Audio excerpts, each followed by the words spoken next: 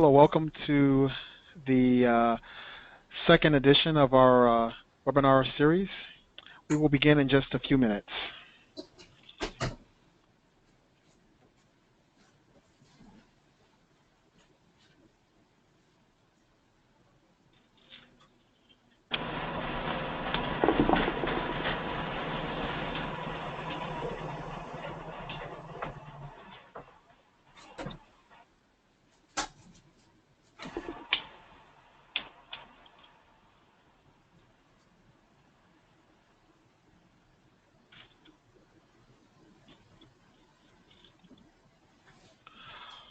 All right. Thank you for joining Clear Health Quality Institute for the second installment of the Fall 2017 Educational Series. Today's webinar, entitled Telemedicine Accreditation, Why One Size Doesn't Fit All, will focus on the important areas in telemedicine, including industry and regulatory trends, how the new telemedicine accreditation standards have been updated and expanded over the past 6 months, and we will highlight the next steps as CHQI and the American Telemedicine Association move towards finalizing the new standards. Today's conversation will be moderated by Dr. Sabrina Smith, the interim CEO of ATA, and will include perspectives from influential leaders in telemedicine, which include Doug Clark, Executive Director of Accreditation Programs at CHQI, and attorney Alexis Gilroy, who is a partner at Jones Day and CHQI co-chair of the Telemedicine Standards Committee. Before we begin, I'd like to go over a few housekeeping rules. The conversation will be recorded for those who are unable to attend this live session. The webinar recording will be available on our website next week at www.chqi.com. During the webinar, attendees' phones will be muted.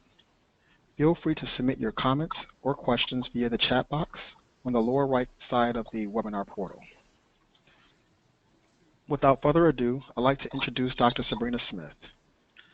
Dr. Smith serves as ATA's interim CEO, overseeing operations, the development and execution of strategic plans, as well as ensuring its members have a voice in the halls of Congress. Dr. Smith has over 20 years of cross-industry experience in healthcare, academic, and nonprofit management settings. We are pleased to have Dr. Smith as our moderator. Dr. Smith?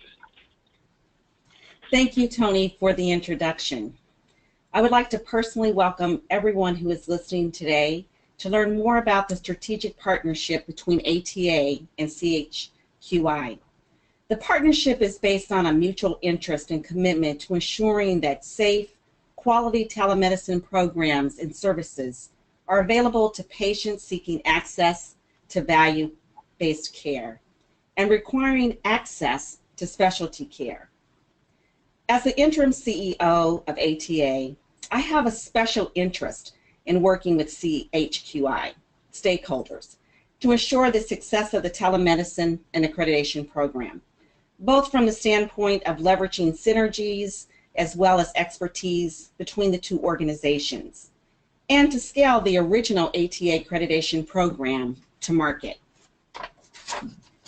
It is my pleasure to be joined today by Alexis Gilroy and Doug Clark for a conversation about the new CHQI telemedicine accreditation program. Alexis is a partner at Jones Day Law Firm here in DC. She serves on the ATA Board of Directors and is the Executive Committee and co-chairs the CHQI Telemedicine Standards Committee. And she is joined in that effort with Dr. Bill Lewis of Global Med, Humana, and Concentra. Doug Clark is the Executive Director of Accreditation and Clear Health Quality Institute. He previously served as the Director of Accreditation at the American Telemedicine Association. There are several objectives we plan to achieve with today's webinar offering, and these include: we want to describe the CHQI Telemedicine Accreditation Program, and it's often referred to as TAP, to a diverse audience of stakeholders. And we want to highlight CHQI standards development process over the past 6 months. We also want to differentiate CHQI and its telemedicine accreditation program from the other accreditation providers in the marketplace. So let's get started with today's discussion with an intro to CHQI from the Executive Director of Accreditation, Doug Clark. Doug is the steward of the original ATA accreditation program, as we mentioned before, and as the former Director of the Accreditation at the Association, we'd like for him to tell us a little bit more about the work of CHQI and what are they doing as it relates to the larger vision. Thank you, Sabrina, for moderating today and for hosting Alexis and I to talk about the important work that CHQI is doing, certainly in the telemedicine industry right now.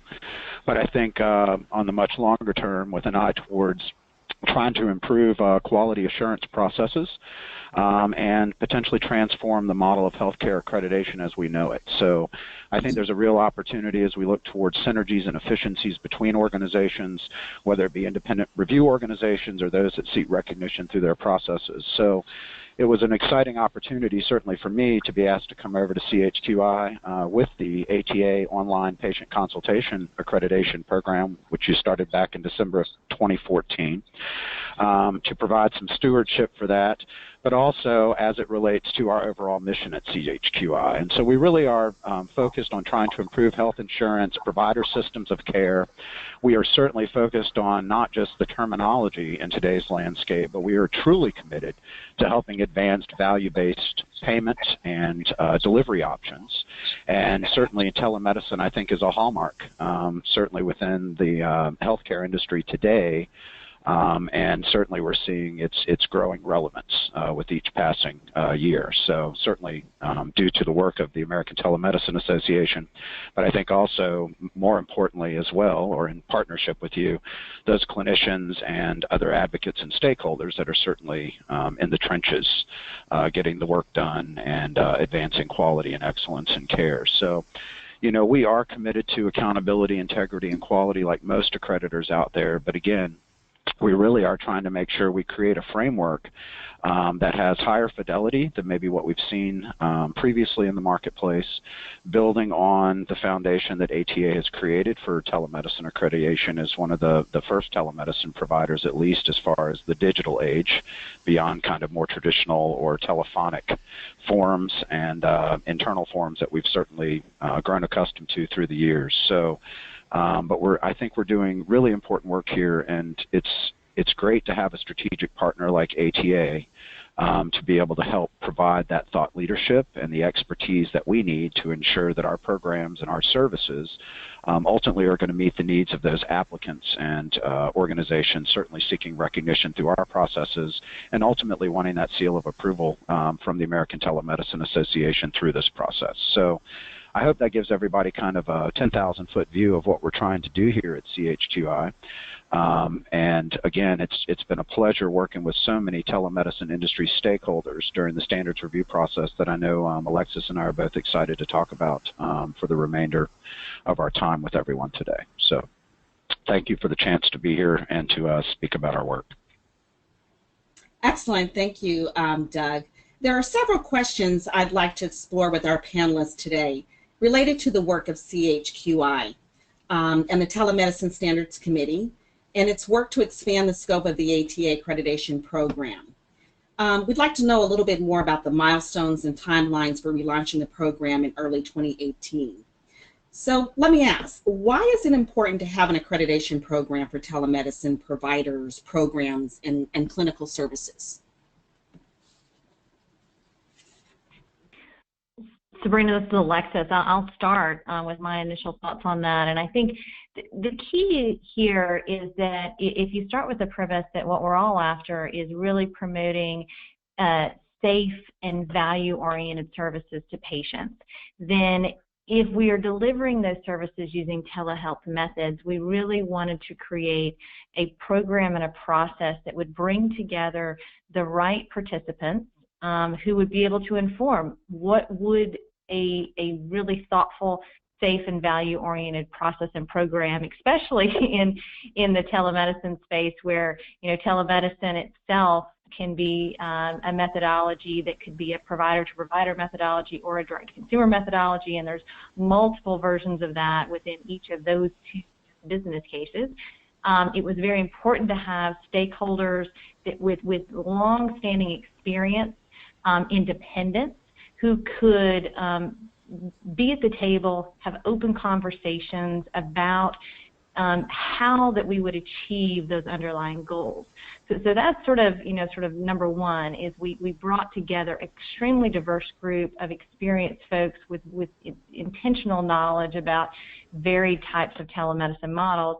And then, much as you're seeing today, the other part of this is to really create a transparent process, so that, with the independence of the diverse stakeholders that help to develop the standards and the open communications to the industry, the ability for the industry to provide comments, et cetera, with the goal of creating these standards that we could all live by in a way that meets our underlying goal of looking towards the patient, looking to create opportunities that would enable providers to legitimize and justify a value-oriented service for payers to also pay for these very important services that are provided to their patients.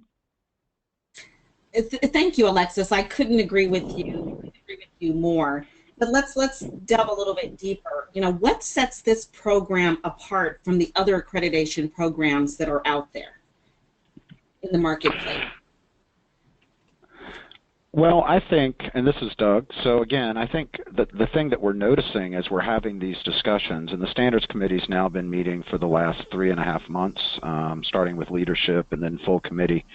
But as to kind of piggyback on what Alexis said, I mean, we do have this diverse group of stakeholders, and we're talking all levels of clinical practice. We have our consumer and industry reps as far as our legal experts.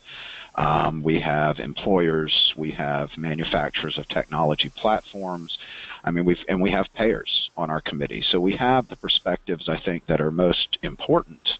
And not to say that other creditors have not achieved that same level of diversity on their committees. But I think as we turned our eye towards building on the ATA program and expanding the scope of that, because it had been so limited before, focused only really on direct-to-consumer and synchronous services, we felt there was a need really to go and create a greater breadth and depth of expertise, because we are creating a set of standards now that actually addressed all types of delivery models for telemedicine. So it's not just the direct-to-consumer services. We're looking at all types of provider-to-consumer services that may be part of an ongoing plan of care or relationship with a provider or provider group. And then we're also looking to define those national standards for what constitutes a quality provider-to-provider consult. So again, I think one of the things that will set this program apart over time is building on ATA's foundation. We really are taking painstaking efforts and links to describe what telemedicine is within these standards and actually make sure they reflect what telemedicine providers actually do. I think it's too easy to write broad global statements that can apply to everything, but at the same time, are you really preserving the integrity of the standard and ultimately the metrics you're hoping to measure? And I think that's the balance for all of us in accreditation. And that's trying not to be overly prescriptive, allowing kind of the missions and goals-focused approach of an organization that's applying for recognition to be able to make their case as it relates to quality and compliance. But at the same time, I think we're all very cognizant of the national discussion going on right now within the industry about what are those quality metrics and what are those outcomes that everybody should be measuring at the end of the day within the telemedicine industry. And so I think we see this as an opportunity. The standards kind of will frame really what those clinical outcomes should be based on the types of use cases we're using to inform the discussions of the Standards Committee ultimately. I think another important thing to mention in this discussion is, as part of this relationship and with ATA and us taking over the daily management of the program, one of the things we've done is we've been able to establish this program now fully within the housing of an independent review organization. There certainly have been some concerns, I think, expressed within the industry previously about relationships or how the program existed within a member or trade association. And needless to say, by moving it out from ATA daily management, we certainly are moving it out into a more independent structure, consistent with what we see with other healthcare accreditors, which I think will allow us to gain some traction in the marketplace. Most importantly, the thing I want to touch on, and I'm sure Alexis will have a few comments here too, is, we are appreciative for ATA's continued support of this program, and that they have trusted us, their board, and their members currently, to allow us to provide stewardship and leadership for this program as we take it into its kind of next generation or iteration, if you will, as it matures. And so the marriage in thought leadership between the experience and accreditation of CHQI staff, including our founder and other staff members that are currently employed here, as well as being able to leverage the subject matter expertise and the leadership both of ATA as far as staff, board, and membership within their respective areas of practice is an incredible opportunity for CHQI to ensure that we do achieve that fidelity of standards that we're working towards, and to ensure that we do really create that first kind of all-inclusive, comprehensive national framework of standards that define what telemedicine quality is or should be at the end of the day.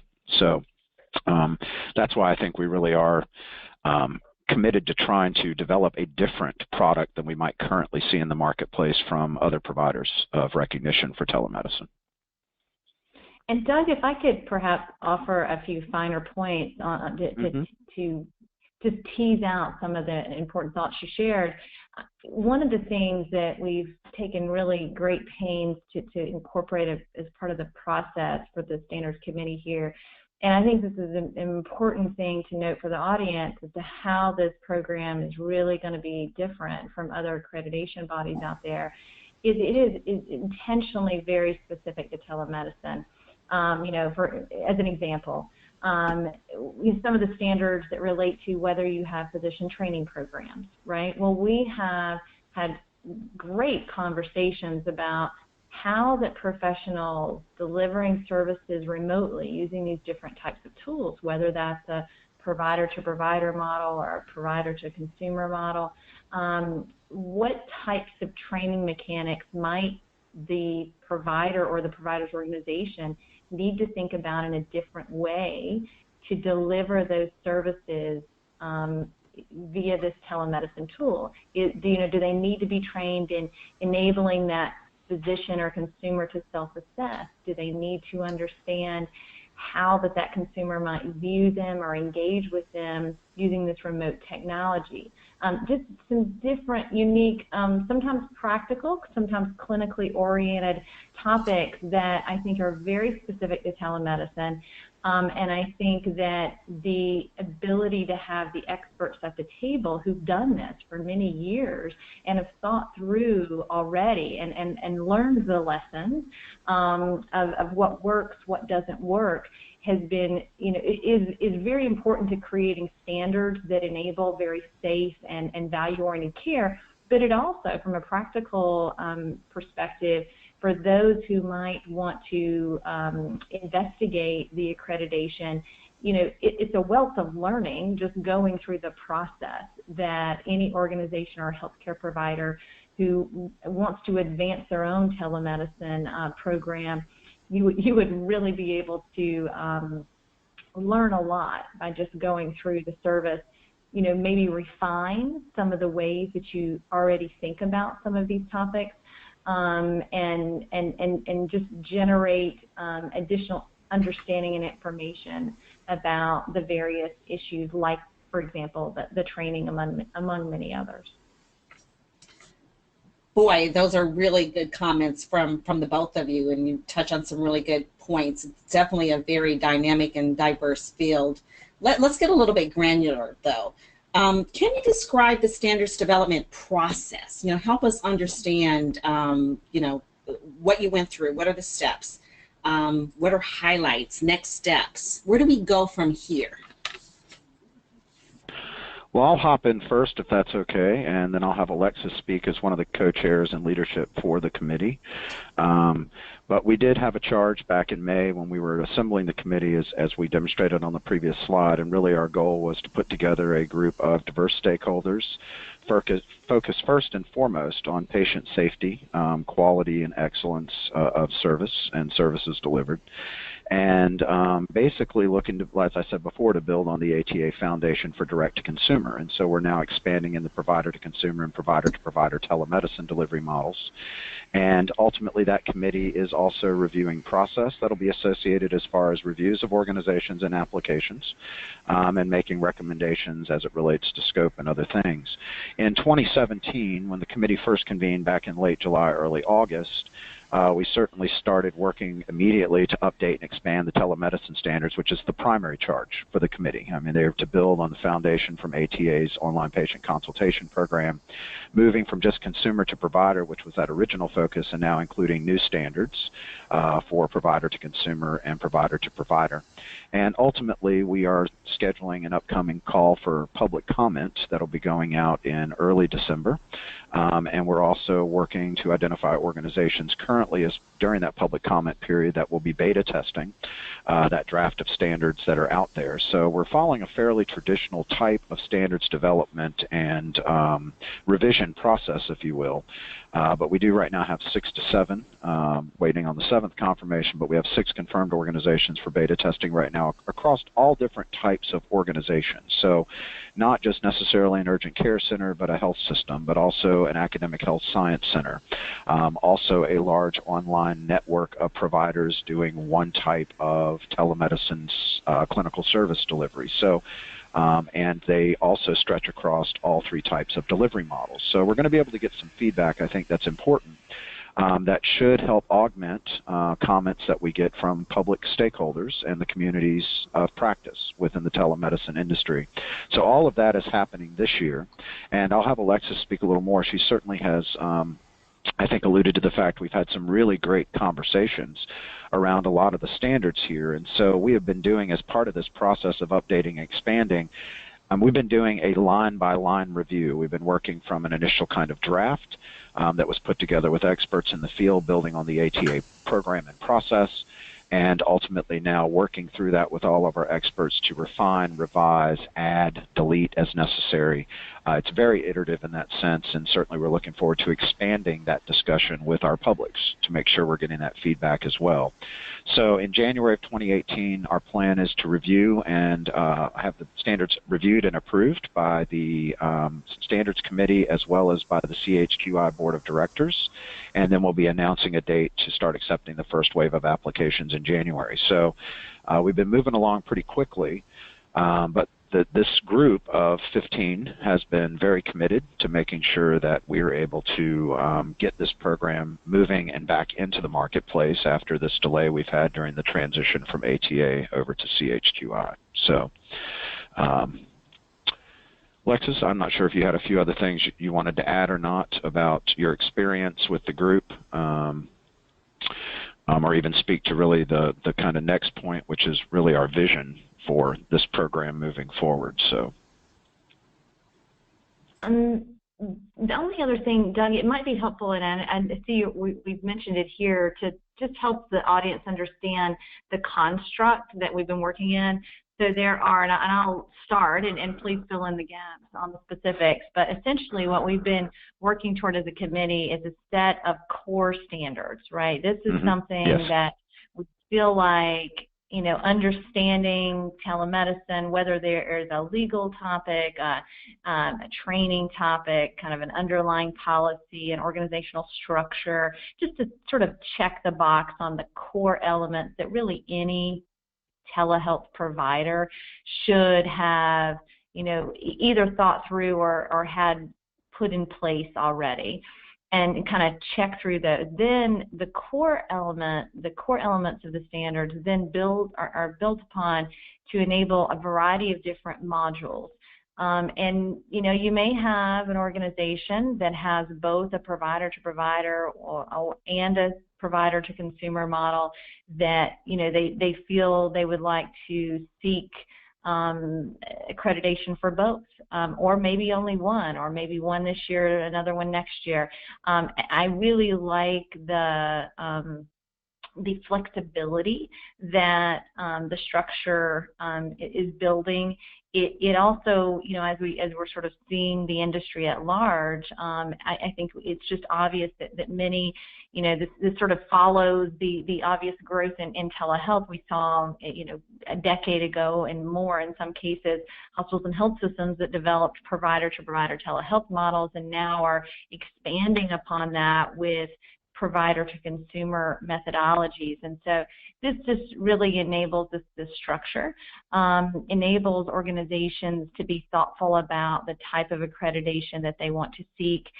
Maybe it's everything, maybe it's just one type, but it also would enable an organization that's only delivering one particular type to participate as well. So, I really applaud CHQI and the standards group and sort of thinking about it and developing in that way. I think that'll be very beneficial to the industry. Excellent. Thank you. Thank you. And I have to ask this question of the both of you for our audience. How does the relationship with ATA add value to CHQI Telemedicine Accreditation Program?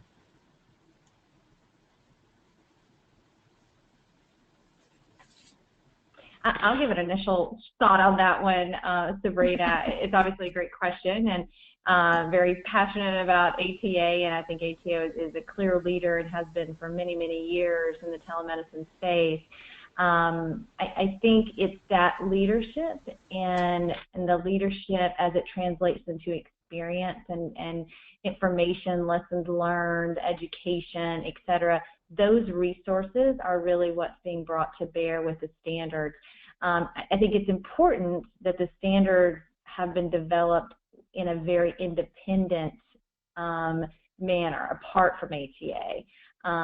There is not sort of ATA direct oversight into the standards development, rather being developed with this independent group of industry participants, but that ATA leadership and experience, that information is certainly all brought to bear here and will continue to be. In addition to just the practical operational side that ATA has experienced and learned over the last couple of years of managing the predecessor accreditation program. Yeah, I agree with those comments, Alexis, and certainly when I served as Director of Accreditation at ATA overseeing the online patient consultation program, I mean, it was one of those things where we realized that, there were some other things that needed to be focused on and some other things we probably needed to do with that program in order to scale it to market. And given other, I think, strategic priorities for the association and its members at that time, it just made the most sense earlier this year to kind of transfer through the partnership daily management to CHQI as an independent review organization. So, I mean, at the end of the day, I think all on the committee agree it's been a good move, and CHQI is an accreditor. And so it allows us to do what we do best, and it allows ATA to make sure it is directing its resources towards the things that it does best to advance the interest of its members and certainly the industry. But working together, we know that we're going to create a product which ultimately will build on the previous program. And the one thing I really do want to speak to is the fact that not just the expertise of our members, but that the partnership with the ATA provides us with those types of resources that maybe other organizations aren't privy to or have access to, as far as position papers, the direct conversations with thought leadership in ways that maybe others don't find that same level of accessibility. But again, I think another thing here is the value of the ATA brand at the end of the day, Alexis and Sabrina, is still important, not just to members, but to consumers of telemedicine services. And I think one of the things that speaks to that is the fact that we have 6 of the original accredited ATA organizations that have all committed to basically renewing their accreditation in 2018 through the new CHQI process. And I think part of that has a lot to do with the trust and the confidence they have in this partnership and understand the importance of the ATA brand as it relates to thought leadership and public confidence in telemedicine. So again, we couldn't be more thrilled to potentially be working side by side, but separately, as Alexis was saying, because the board, just so our attendees understand, the ATA board and senior leadership are basically going to be kind of treated the same way during the call for comment, and that they're going to be included as a stakeholder we want to hear from. But ultimately, it'll be the standards committee and the CHQI board that will ultimately approve the final standards that will go out for the first wave of applications and beyond.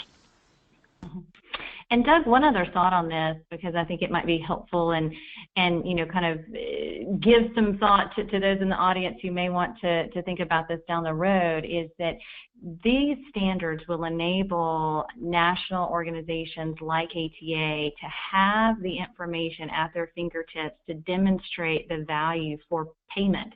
To have those important conversations with payers and policymakers and things like that, because these standards will help us from an ability to standardize in some way across the industry and to develop these credible practices that not that we need to legitimize ourselves, but unfortunately many times in those conversations we need to have these practical tools that enable that credibility to be demonstrated with those third parties. And so I think it will become a very important tool that, again, it kind of goes to this important partnership between CHQI and ATA.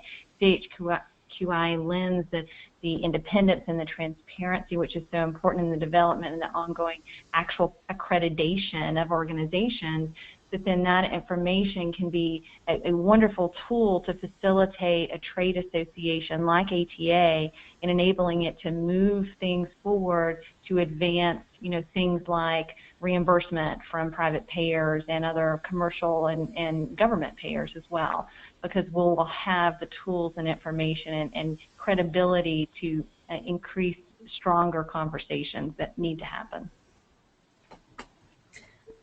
I couldn't agree with you more on that, Alexis. I think you bring up some very valid points. Let's shift gears for a minute here and talk about the vision. We've talked a little about how the standards were created, the relationship between ATA and CHQI, but what does the future look like?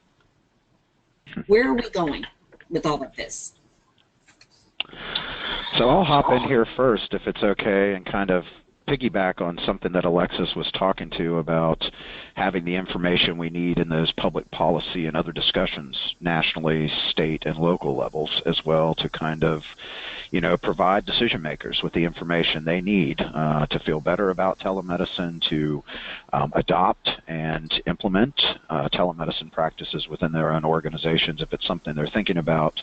And there are various other reasons why it's important. But, I think the vision here is, just as ATA has been committed since its inception to transforming healthcare delivery, I think at the end of the day, CHQI and why the relationship is just ideal as far as our vision for transformation and change, is working to find ways to really turn the healthcare accreditation model upside down, if you will, and to find a way to start looking at the most critical metrics as a measure of quality, as opposed to so many other housekeeping type elements that we look at. And I'll talk a little more about that in a couple of minutes before we end, but I wanted to piggyback on what Alexis was saying about data. And so one of those things was, over time, as we accredit more programs, my experience certainly in higher education previously, and I believe our experience here in healthcare accreditation should be similar, is as we're collecting this data means nothing if we're not sharing it, either with policymakers or other communities of practice or stakeholders.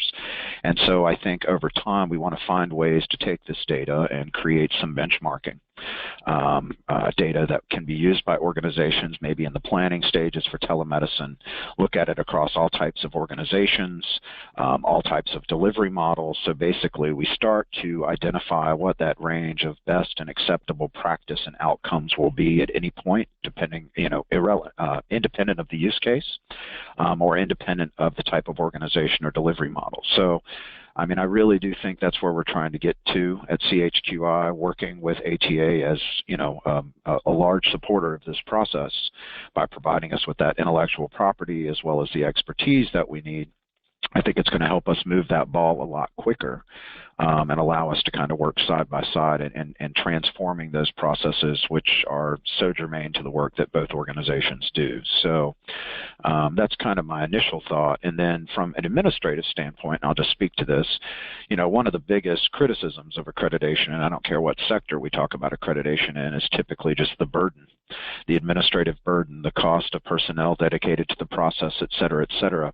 So I think the other thing we're really committed to here is finding ways to streamline the evaluation and review process. If it can be entirely outcomes focused, I think that would be the ideal at the end of the day, and certainly something we're going to look at as we're moving through next year with continued work by the Standards Committee after the launch of the program. So again, I think there are many different ways we can improve healthcare accreditation, not just with creating clearer and higher fidelity standards, but also I think by building upon what I think were less intrusive processes that ATA started with its original program. And that included incorporating elements of the virtual review for telemedicine, and then looking if there are other elements which we've certainly discovered as a result of our review of different use cases under each of the delivery models. We realized that there may actually have to be some on-site elements, and those are discussions that the Standards Committee will continue to have during the weeks and months ahead as we prepare to launch the program. And certainly we'll be transparent about those requirements prior to launch and certainly for those in the beta testing process. So, but those are the initial things right now that we really are working towards together, and certainly CHQI is committed to on a daily basis. And Doug, just one additional thought to that, because I think you really summed it up well. But I'd invite all those on, listening in here, and hopefully many others, to recognize that many organizations in the telemedicine space that have spent a lot of time, effort, blood, sweat, and tears in developing what they feel to be really appropriate practices to advance telemedicine services to their customers, consumers, et cetera. And I think I'd invite you and encourage you to make these standards your own, right? These are the types of things that will help enable you as organizations to continue to hold yourself in the industry as a whole to those high standards. And so I think that's another important element of this. And I think as we think about opening things up to the broader stakeholders and comments, I'd invite folks to really remember that and make these, these are, all of our standards as an industry, so that we really make sure we maintain our highly credible services in a way that's safe and effective for our partners, for consumers and patients. Excellent, excellent. I think we're starting to come to the end of our time. I'd like to turn it over to CHQI's Director of Communication to see if there's any questions from our audience. Sure. So we have one question. It looks like one of the attendees asked, how do you become part of the beta testing process? Well, this is Doug, and basically that attendee for the webinar would just need to contact me, and we can have a conversation about their organization, types of services. We are currently identifying those organizations to beta test to make sure they be eligible under the model, the standards model that we've created.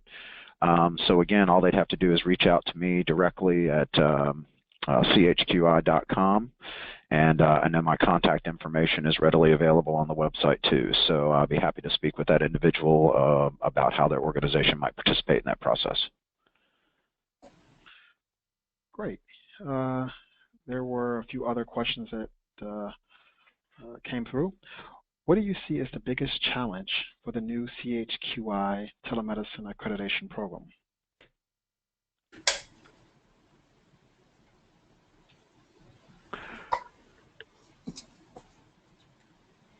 believe this question is Well, open to either. You want to jump right in there? Yeah, I can jump right in first, and I know Alexis will be happy to provide a couple other thoughts. I mean, I think one of the bigger challenges right now is certainly we've lost a little traction in the marketplace with kind of putting the original ATA program on a hiatus during the transition period in our efforts to kind of expand the scope of the program. We certainly are aware of other competitors out there that have gained some traction in the market.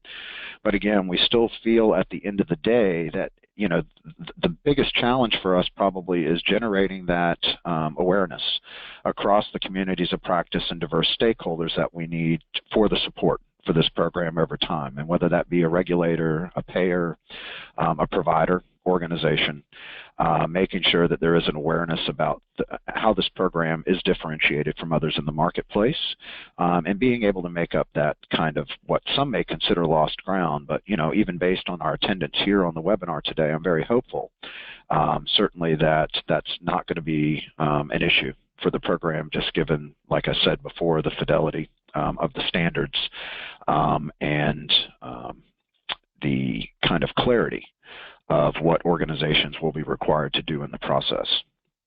So, but I think a lot of the other challenges that we had previously have been resolved through the partnership and transfer of the management of the program to CHQI. And so those concerns about inherent conflict and how the program was managed, members approving members, et cetera, et cetera. Again, I think there was a lot of misinformation in the marketplace, exploited by some folks out there probably leveraging their position.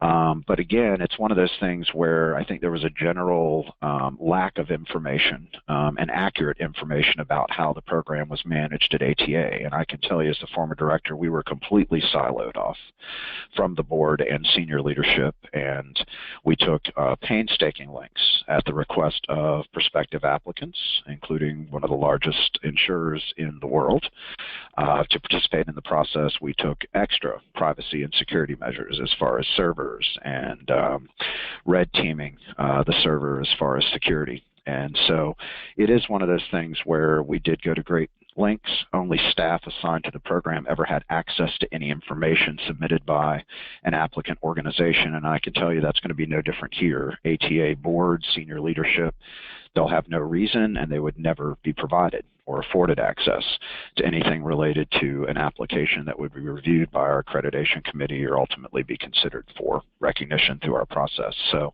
I think that's one of the challenges, but I think that's one of the things we're doing with this webinar and through some other offerings moving forward to make sure that those interested in our process and our program ultimately understand that it's going to be no different as far as how it may be run by other, let's say, independent review organizations that they may already have familiarity with. And Chuck, I'd just add one additional thought. I think given that telemedicine is so diverse in various different use cases, as mentioned earlier, we have taken some pains to have a lot of different stakeholders representing, these various different use cases as part of the conversation. And we have been very honest and open with ourselves as we've looked at the different standards, and will continue to be, to make sure we intentionally try to capture and think about how different use cases, how a particular standard would apply or maybe need to be modified or viewed differently for different use cases of telemedicine. And that's hard. It's not, it makes things more complex.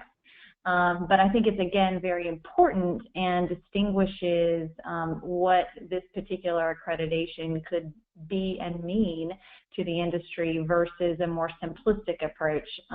So it's been a challenge, but I think it'll be an opportunity in the long run. Alexis, I appreciate that comment in particular because it gets us back really to the title of the webinar today, which is Telemedicine Accreditation, One Size Does Not Fit All. And like you said, we've probably got about 18 use cases that we developed consensus on across the 3 delivery models. And that really has been kind of the tension during the discussion, is making sure we're not overly prescriptive, but we're also not writing a standard that doesn't reflect potentially those multiple use cases. So it is, it is a balancing act. I think you recognize that certainly in your leadership role on the committee. But we do feel at the end of the day that, we are differentiating telemedicine in an important and essential way for stakeholders and the public. I mean, it started with the basic discussion for us as the committee formed, and certainly as Alexis and Dr. Bill Lewis, the other co-chair on the committee, and I were first having initial discussions about the work for the group. It's just one of those things that it may not seem as obvious to some out there, but, you know, having a 3 a.m. appointment with a urgent care provider online with just a computer connection, because I have a condition requiring maybe an antibiotic, versus, let's say, a provider-to-provider consult for a stroke patient using a telestroke specialist that may not be available in my critical access rural hospital. I mean, the whole committee, there is no disagreement whatsoever that there are different standards that have to be looked at when you're talking about that direct-to-consumer patient encounter, and certainly when you're talking about that provider-to-provider specialty consult dealing with that stroke patient. And so that is the struggle for us, but it is one that I believe the members have embraced fully, and it has made for some incredible conversations and progress, I think, as far as the evolution of the standards during the last three and a half months while the committee has been fully engaged. And again, they've been meeting weekly and really moving the ball forward for this to make sure that these things can get out and we can start getting feedback from our other communities of practice. So, all right. Are there any other questions, Tony, before we start to wrap up? Certainly. I think that we have at least 2 more. Will the survey use a standard desktop review process, including an on-site visit, as part of the accreditation process? So I can address that really quickly. Our goal at CHQI is really to preserve as much of the ATA process as possible, and certainly for direct-to-consumer, I don't think the committee will have any concerns as we get further into that discussion. We've been focused on standards proper to date, but we are starting to look at process considerations. But there's no reason we can't do patient simulations and encounter simulations in direct-to-consumer, and even for some provider-to-consumer models and use cases, we believe. But we are having to take a look at the fact that in provider-to-provider consults and programs and services that potentially there may need to be a clinical focus visit on site. So those are things that are under discussion. Those are things that certainly we're going to be transparent about as the program is rolling out, and it's certainly something that even the beta testers would understand, that after the beta test, if they decide to convert to accreditation, that would be kind of a requirement for them to be able to complete that process. So those are kind of the initial thoughts on this, but again, that is going to be something reviewed by the Standards Committee and something that we'll be drilling down on certainly during an upcoming face-to-face meeting with that group in early December. Okay, and then we have one final question. The question is CHQI accreditation open to non-physician provider organizations?